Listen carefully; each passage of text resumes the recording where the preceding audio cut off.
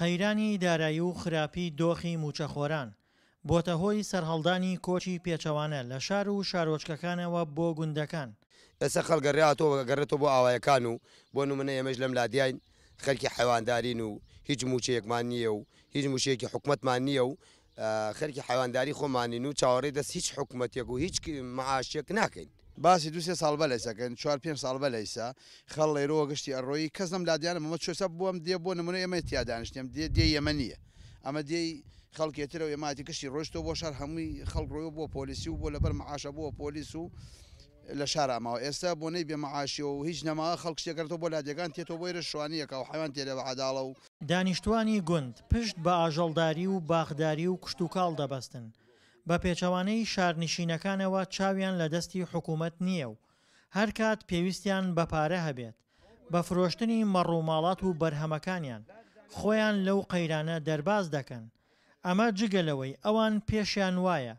ژیان بەسەربردن لە گوندە تەندروسترە تاوەکو لە شار. ئێستا خەڵ لە لادیا ئازادە یعنی هەر ئیشە بکەیانەیەکە پێویستی بە پارەی حکومەت یا بجیان موچەند نییە هیچ وەزعێت ئەسیری ناغات لە سەرمان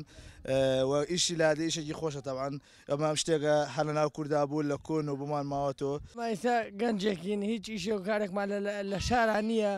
بۆیە لەگەڵ باوکماتینەوە بۆ ئاوای خەریکی حیوانداری و فەلاعاتین و بژێوی ژیانمان دەرەکە و ژیانێکی خۆشە و بەڕاستی ژیانی لادێ زۆر لە ژیانی شار خۆشترە دوورەکەوی تۆ لە جەنجاڵی شار و لە قەرەباڵخی شار و قانعی شاعیریش هەر لە کۆنەوە وتوویەتی ژیانی لادێ سەیرانە گەرچی تۆزێک گرانە بۆیە دانیشتوانی لادێ سەرباری ماندووبوونیان بەڵام ئەو کاتەی کە مەجلیسی دانیشتنیان گەرم دەبێت و پێکەوە نانێکی بە کۆمەڵ دەخۆن ماندوێتیان دەردەچێت هەروەک لە گوندا پیا و ژن هاوکار و هەماهەنگی یەکترن و پێکەوە ئیشوکارەکانیان ڕادەپەڕێنن. گەنجانی لادێش دوای بەجێهێنانی ئەرکەکانیان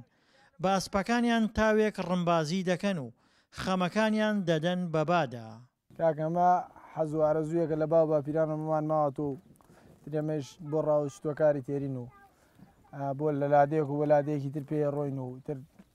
لە فستیڤال لە شوێنە بکرێ ڕۆین پێی و ڕاوی پێەکەین لەم گوند بۆ گوند چەکی دەستمانە لە جادی سیارە پێ ڕۆین.